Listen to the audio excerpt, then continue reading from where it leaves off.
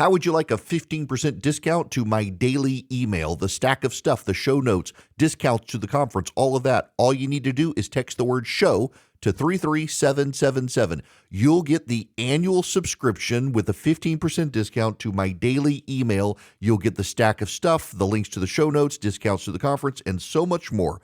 All you have to do is text the word show, SHOW, to 33777.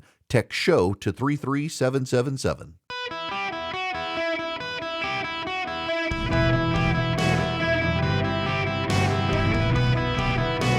Welcome to the Eric Erickson Show podcast, Hour 3.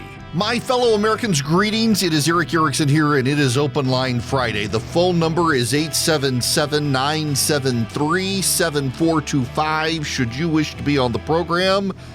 Oh, boy, we've had some amazing calls today. Those of you on the phones, be patient with me because I've also got a show to do beyond your. But I got to commend you guys and my call screener today for great phone calls. The one guy called back very angry with Kelly and me for setting him straight, and he decided I was engaged in propaganda, even though I just gave him the facts. It's always kind of funny when people don't like the facts. They believe you're engaged in propaganda. I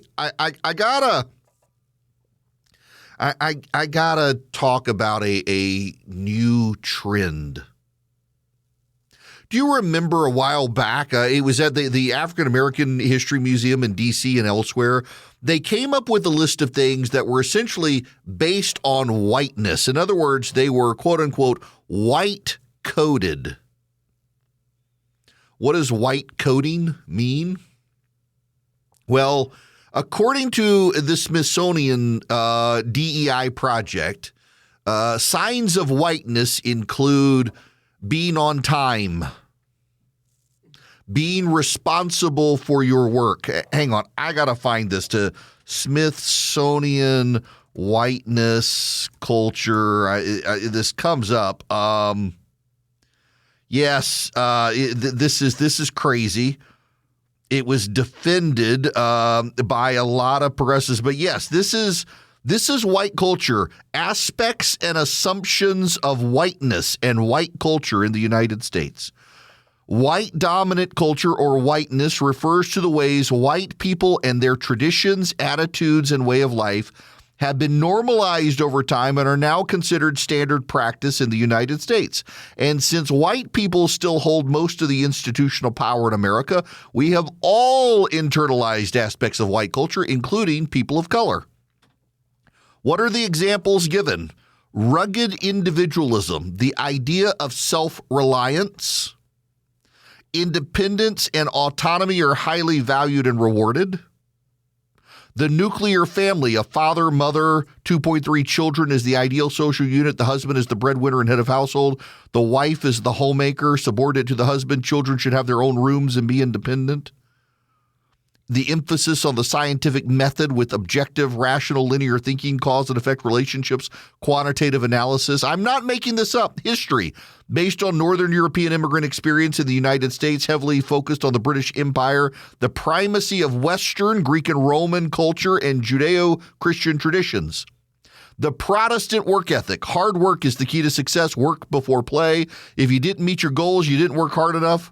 Religion, Christianity is the norm. Anything other than Judeo-Christian tradition is foreign. No tolerance for deviation from single God concept.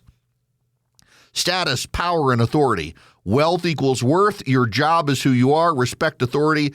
Heavy value on ownership of goods, space, property, materialism. Future orientation. You plan for the future, delay gratification. Progress is always best. Tomorrow will be better thinking. Time. Following rigid time schedules. Time being viewed as a commodity. Aesthetics being based in European culture. Steak and potatoes. Bland is best, which is nonsense. Women's beauty based on blonde and thin or Barbie. That's kind of nonsense. Man's attractiveness based on economic status, power, intellect. That's pretty much everywhere. Holidays being based on Christian religions, white history, and male leaders. Justice being based on English common law, protecting property rights and entitlements. Intent mattering. That's actually, that's the way it's supposed to work. And then competition Be number one, win at all costs, a winner-loser dichotomy, action-oriented, master and control nature, must always do something about a situation, aggressiveness and extroversion, decision-making, majority rules when whites have power, in parentheses they put in communication, the King's English rules, written tradition, avoid conflict, don't show emotion, don't discuss personally, be polite. That's all whiteness. I got to tell you, if that's white culture, we're winning because of it. That's why we're number one, and it's not really white culture. It's not, but they wanted to claim these things were white culture. No, this isn't white culture. This is a successful culture. As an aside, I had a friend of mine who was it worked for Teach for America for a number of years. If you're familiar with Teach for America, kids get out of college, they have degrees in other things, they get trained, and they go serve in rural parts of the country that need teachers. And I had a friend of mine who was a Teach for America teacher who worked in northern Mississippi. I want to say it was Grenada, Mississippi, somewhere like that. And he was teaching a bunch of middle schoolers and told the middle schoolers at one point was grading papers in his English class and just sighed, "I wish you would learn the King's English." And one of the kids said, "Well, teacher, Elvis was from Memphis." Yeah, Elvis was from Memphis. The king was from Memphis. The King's English. So this thing took off during the Obama years, white culture, aspects and assumptions of whiteness, and it really took on a life of its own in Biden. And I want to be clear here. These are not attributes of whiteness. The scientific method is not whiteness. The Protestant work ethic is not whiteness. A Western society is not whiteness. It's winning. The Protestant work ethic isn't dominant because it's white. It's dominant because it works. The focus on Western history is because we're of the Western tradition. We derive from the Europeans. The idea of the English common law is because we derive from England. The protection of private property comes from a free market system that values entrepreneurialism, and none of that is white. It just happens to be it was a lot of white people, or to some degree, brown-skinned people in Southern Europe who figured these things out. But the progressives have decided it's all white and it's all bad. And there's a new phenomenon happening, and this blows my mind. I want to read for you two separate tweets. But first, I want to read you this highlighted in this piece from The Atlantic. I talked about it the other day, but I want to read for you this again. 5 years ago, about 30 incoming freshmen at UC San Diego arrived with math skills below high school level. Now, according to a recent report from UC San Diego faculty and administrators, the number's more than 900, and most of those students don't fully meet middle school math standards. Many students struggle with fractions and simple algebra problems. Last year, the university, which admits fewer than 30% of undergraduate applicants, launched a remedial math course that focuses entirely on concepts taught in elementary and middle school. According to the report, more than 60% of students who took the previous version of the course couldn't divide a fraction by 2. One of the course's tutors noted that students faced more issues with logical thinking than with math per se. They didn't know how to begin solving word problems. A lot of this, by the way, again, comes from Common Core problems that were supposedly Common Core designed to fix these problems, made it worse. What UC San Diego did is it lowered its standards. It stopped doing standardized tests for admissions. It wanted a more diverse group of people. So this attorney tweets this in response, and I want to read you this. One of my more right-wing positions is that classical education on traditional subjects with high expectations for students was very much a good thing, and we should find a way to get our education system back to it. Now, let me read you another one.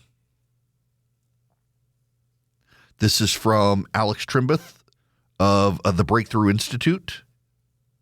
I live in Oakland, California. And whenever my social circle expresses a preference for orderly public spaces and safe transit, they always include the obligatory, I know I sound like a Republican.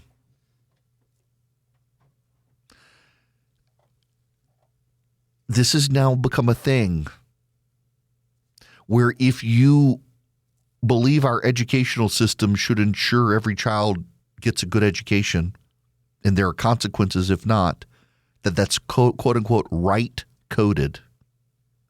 If you believe you should not be have lighter fluid poured on you and set on fire in the subway, that's apparently right coded now. If you believe that public transit should be safe, that's right coded now.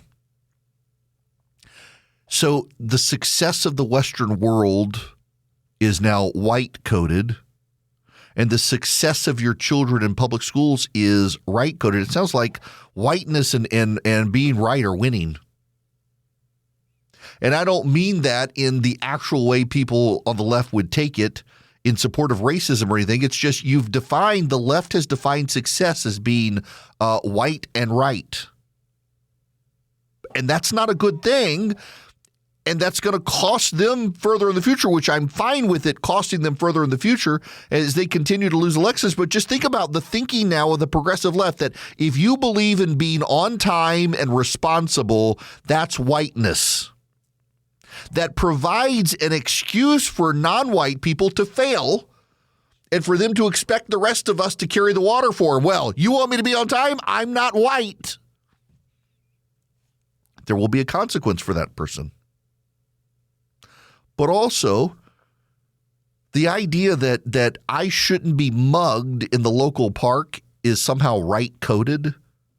And this is a new thing, too, this idea of left code and right code, as opposed to it's just common sense stuff.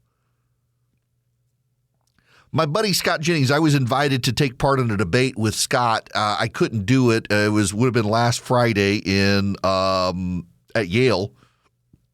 He was defending President Trump as a conservative, and my point to Scott would have been, and I think Noah Rothman from National Review took my spot, and my side was going to be the president's not a conservative. And if you actually talk to President Trump, as I have done, President Trump says he's not a conservative. He's just for common sense. And the reason, if you want to get a sense of why he's been winning, is because of common sense. It really is just common sense that taxpayers who live in a city should not be regular victims of crime.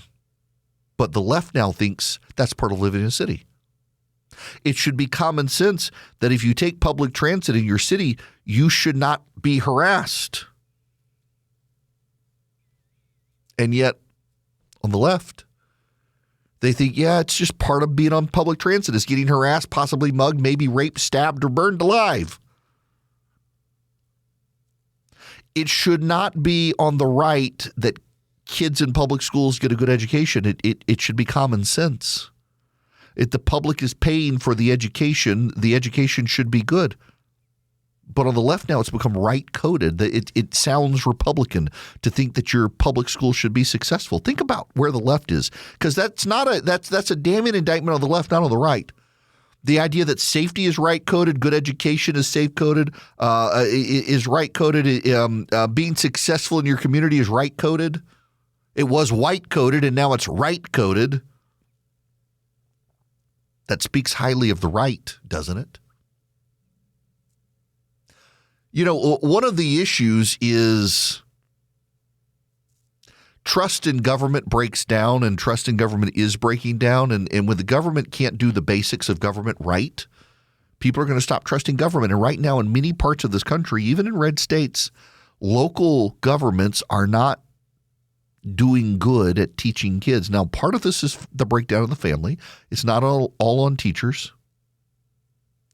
When dad's in jail and mom's working 3 jobs and the older kids are getting the younger kids ready for school and they all show up hungry, that's a breakdown in society that the teachers can't fix. But generally speaking, we're seeing even in Mississippi where that's the case, those kids are succeeding academically and pulling themselves out of poverty over time because the schools are working even for those kids.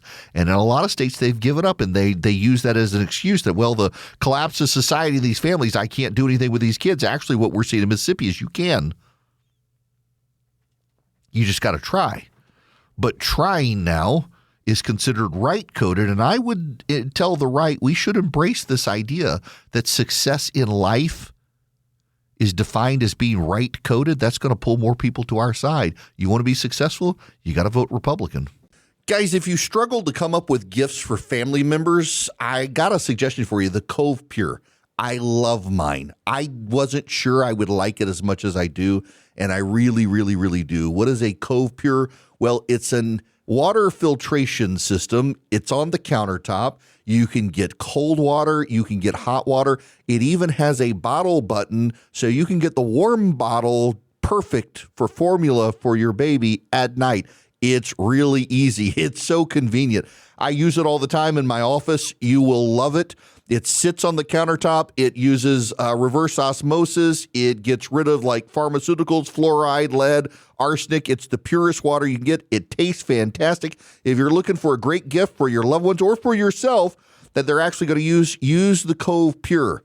I partnered with them. They're giving you a $250 holiday discount with my link, covepure.com/Eric. That's covepure.com/Eric, ERICK. You get $250 off, covepure.com/Eric.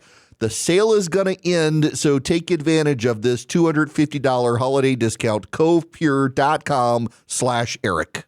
Welcome back. The phone number, 877-973-7425. You should know that,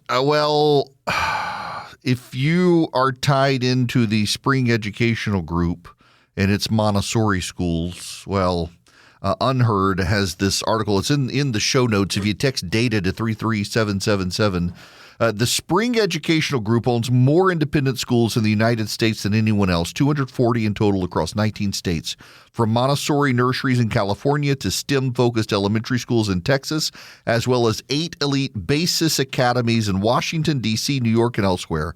The school's websites are full of pictures of beaming children from preschool infants to high school seniors with impressive claims about average SAT scores, elite university entries, and outstanding Mandarin programs. You'd hope the Mandarin programs would be good, given that the ultimate owner of these schools is an ardent Chinese communist nationalist who goes by the nickname Red Fred. Fred Hu, chairman and founder of Primavera Capital, a $20 billion private equity fund that owns the Spring Education Group and its 29 school brands. His CV is blue chip, Goldman Sachs, the International Monetary Fund, the World Economic Forum, seats on the Harvard University Global Advisory Council and the boards of the Swiss bank UBS. Nothing unduly alarming to the parents of the 41,000 kids who attend his institutions, except he is hardcore Chinese communist supporter and has these kids in the schools. We got rid of the Confucius Institutes in college, and, it looks like they're taking over your elementary and middle and high schools, turning Chinese propaganda into American educational influence. Be careful out there. Be careful. Let me tell you about my bank, Old Glory Bank. Started in Oklahoma City, Oklahoma. Hello, those of you on Freedom 96.9. Oklahoma's Old Glory Bank is now the nation's Old Glory Bank, and you can find out more at oldglorybank.com/Eric. They're a bank started by conservatives out in Oklahoma. The former Governor Mary Fallin, she was involved. John Rich, Larry Elder, Ben Carson, and other conservatives worried about the debanking trends of the right out there. So they started Old Glory Bank at oldglorybank.com/Eric. You can get checking accounts, savings account, mortgages, CDs. You can do business accounts, and they have very hands-on business accounts. Their business development team, if you got a business and you want to use Old Glory Bank, they're a great bank to use because they really get to know your business. oldglorybank.com/Eric, a fully functioning bank. Now, they're online. You're not going to have a branch near you, but they figured out how to deposit cash. They're very hands-on. I've referred several businesses to them that have loved them. I know a number of individuals who have taken my word for it, have checking accounts with them. If you're a veteran, first responder, active duty military, they have great accounts for you. OldGloryBank.com/Eric, member FDIC, equal housing lender. Terms and conditions apply. OldGloryBank.com. Greetings, conversationalists. Welcome. It is Eric Erickson here. Do not forget, if you text the word Eric, E-R-I-C-K, to 33777, the very first link that'll come back to you. You click it and you will see this morning's piece that has my recipe guide. It has incredible recipes that I make for my family. I actually do make them. They actually are my recipes. They include... Well, I'm just looking at the list here. Bacon-wrapped jalapenos and candied bacon and pimento cheese. My gravy recipe, my barbecue sauce recipe, my gumbo recipe, how I smoke my turkey, candied yams with bourbon, green bean casserole, cornbread dressing, mac and cheese, buttermilk pie, pumpkin pie, sweet potato pie, ginger snaps. All sorts of great recipes for you and your family. Just text the word Eric, E-R-I-C-K, to 33777. That'll take you over to Substack, and you see that this morning's post is called Get Ready, and it's got all the recipes there. Now, let's go to the phones here, 877-973-7425. Michael, you're going to be up next. Welcome to the show. Thank you for taking my call, sir. Sure. Just had a question. Before Trump becomes a lame duck president and the House and Senate possibly are not in the Republicans' control, we just went through a government shutdown. January 30th is going to be another one. Can the Republicans not pass some kind of passable budget to prevent this from happening every 30, 60, 90 days? Because this is pretty crazy, and it gives the Democrats an opening to do pretty much what they did this last time. You know, so what the plan is and what the compromise on the shutdown was with these 8 Democrats was that the Republicans and Democrats alike will actually work on the funding issue. And so We've heard that a lot of times. Yeah, so the federal government is divided into what 13 budget segments. They have to pass all 13 to fully fund the government, and most of them are almost prepared. And so what the Senate Republicans are doing to the Democrats, saying basically, like, you work with us on the budget, we'll pass each of these by January 30th. They're almost all done, and it'll keep the government from being shut down again. I don't know that they're actually going to get there because the filibuster does apply. Some Democrats want to filibuster. Some Democrats, by the way, absolutely want to go back to shutting down the government and keeping it shut down. They think it actually helped them with the public. They want to do it again. Right. They have incentive to do it. Doesn't help with this voting public. Yeah, I know. Listen, so their polling tells them, their pollsters tell them it was actually a winning issue for them to shut down the government. It made them look like they were fighting Trump.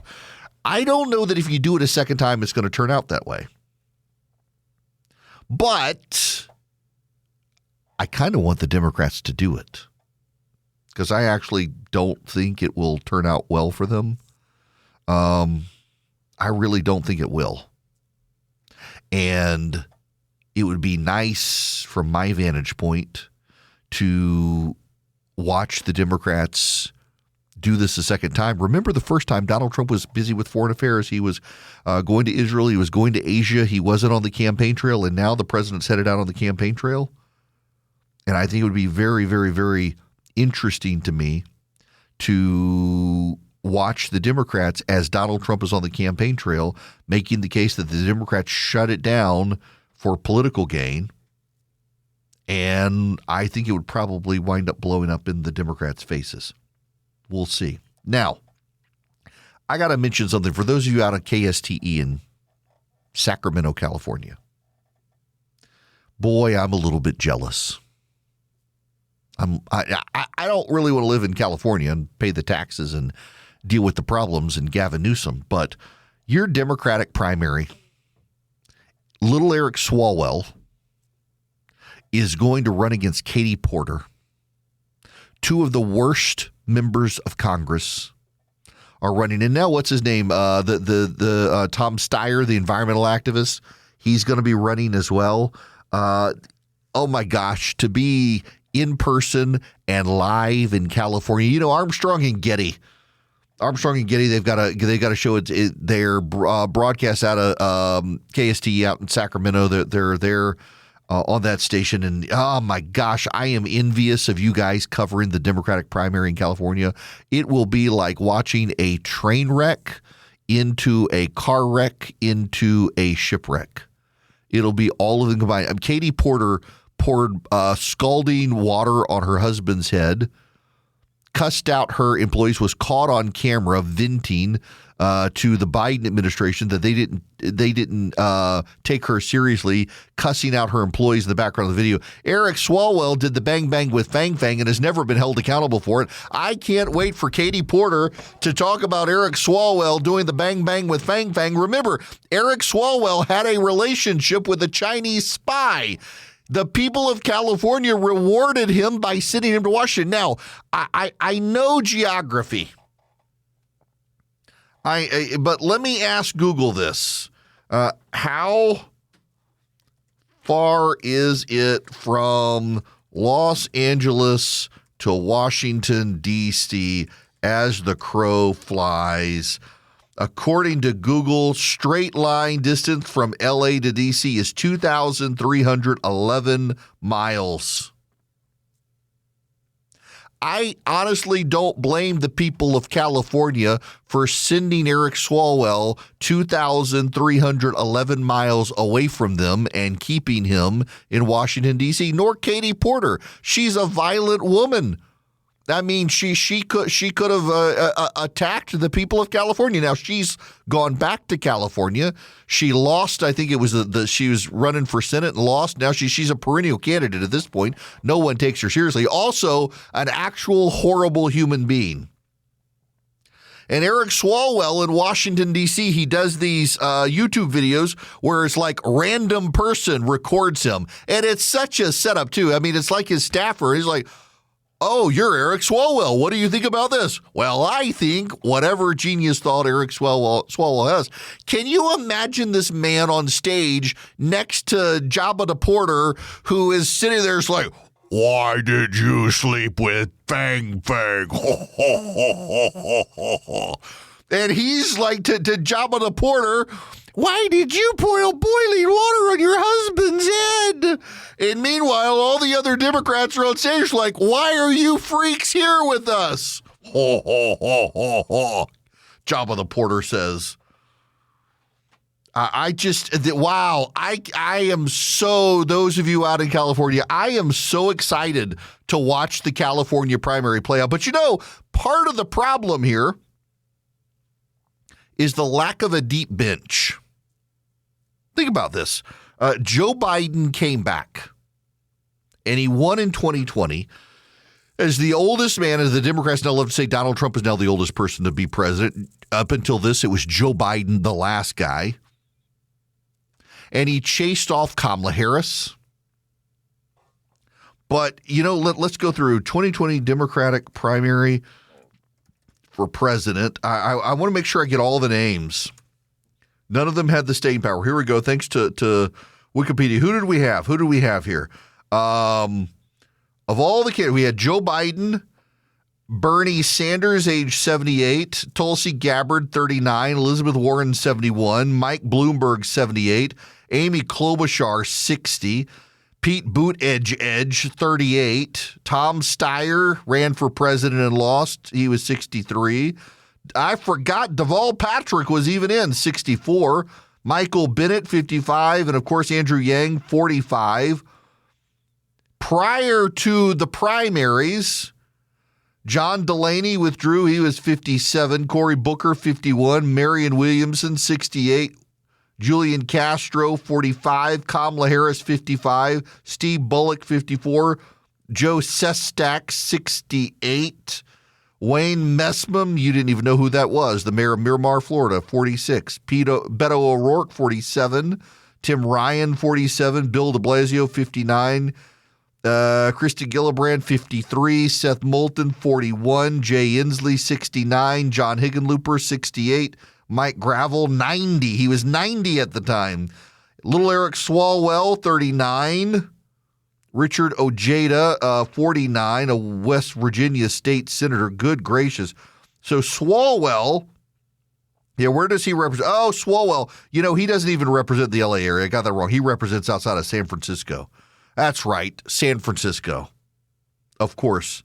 Represents South San Francisco, San Mateo, Redwood City, that area. Oh, look, he represents part of Palo Alto. My gosh, these people, the San Francisco represents, still 2,000 miles away from Washington, D.C., literally on the left coast. That's his district. Stretches all the way out to the Pacific. That's what you want. Yeah, I'm looking at his district. It actually stretches out into the ocean and captures little islands out there. That's Eric Swalwell's district. And he wants to be governor of California now. I say, California, you get what you deserve. You don't have any real prominent Republicans. And let's be real honest here. You Republican, you're not going to win. You're not going to win if you're a Republican. So let the Democrats and their deep bench for California, shallow bench everywhere else run. But the problem for the Democrats nationally is who runs for president of the United States? You're going to whip the left into a frenzy. Gavin Newsom, everybody thinks, is the front runner. And I don't think Gavin Newsom is. Now, I'm willing to hold myself out on this and be wrong. But here's the problem with Gavin Newsom. He comes across as a D-bag, if I can say that on radio, and also the Democratic strategists of America think he's one, and his fellow governors think he's one. You talk to Democratic governors privately, and I know some of them, and they don't like him.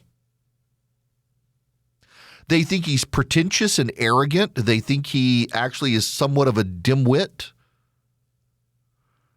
I've had several Republican governors in the past challenge me, reach out to some of the Democratic governors and get their off-the-record thinking. And I've talked to some of these Democratic governors. They don't like Gavin Newsom. Several of the major prominent Democratic consultants out there say he can't win the general election, that he is too progressive. And I think they're right, by the way. I do think they're right. But who do you have?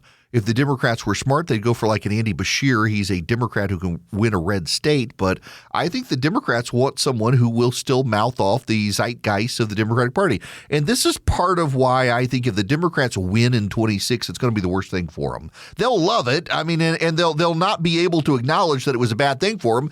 But if the Democrats actually do well in the midterms in 2026, they're going to think they need no reforms. And so in 2028, when they run on letting back any illegal aliens, siding with the narco terrorists, and making your boys become girls and putting them in girls' bathrooms, they're going to come off as just as crazy as they always have. And you're going to have a J.D. Vance or a Marco Rubio or someone who comes across pretty normal. I think Vance would be wise to go on right now and lead the purging of the anti-Semites from the Republican Party. Go on and push that away, because that's a fight that's otherwise going to play out the Republican primary.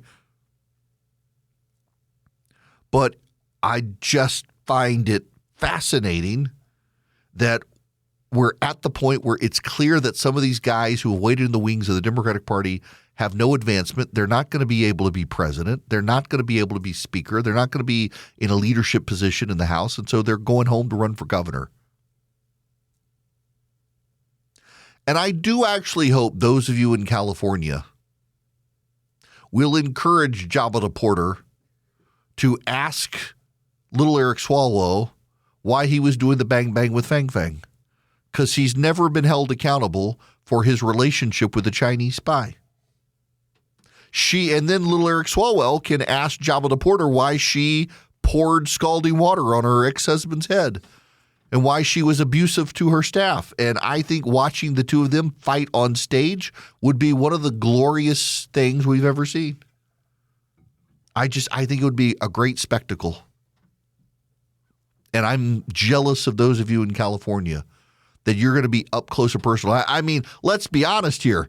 Whoever wins, you people in California lose. But in the process, it's going to be glorious entertaining. It'll be like when Edwards would run in Louisiana. It was always entertaining. It is going to be so spectacular to see Jabba the Porter on stage with little Eric Swalwell arguing over who is worse for humanity. And I think I'm going to root for injuries. Well, here's a curveball. Breaking news. This literally is hitting the wire as I come back The Senate candidate down in Georgia, Mike Collins, who I think inarguably is the front runner down there, sitting member of Congress, big MAGA following. He is under a House Ethics Committee investigation along with his chief of staff, Brandon Phillips. This is hitting the wire right now. This is kind of a curveball down in Georgia. So Mike Collins running against Derek Dooley and against Buddy Carter, the congressman from South Georgia. And we got all these reporters now hitting the wire that Mike Collins, the congressman from Georgia, and his chief of staff, Brandon Phillips, are under investigation by the House Ethics Committee. We don't actually know what it's about. I can read you the statement. Pursuant to House Rule 11, the Committee on Ethics has extended the matter regarding Representative Mike Collins, which was transmitted to the committee by the Office of Congressional Conduct on October 7th, 2025.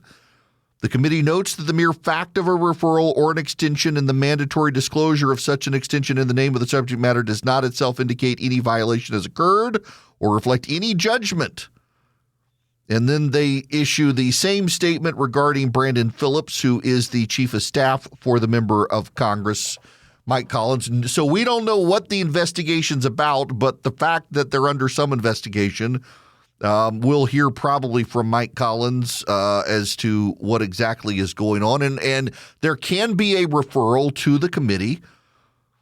It's not that those referrals don't get disclosed, but the fact that they've decided to extend the matter, that does get announced. And so that does become a negative headline. That's curveball down in Georgia, where Mike Collins is probably the front runner.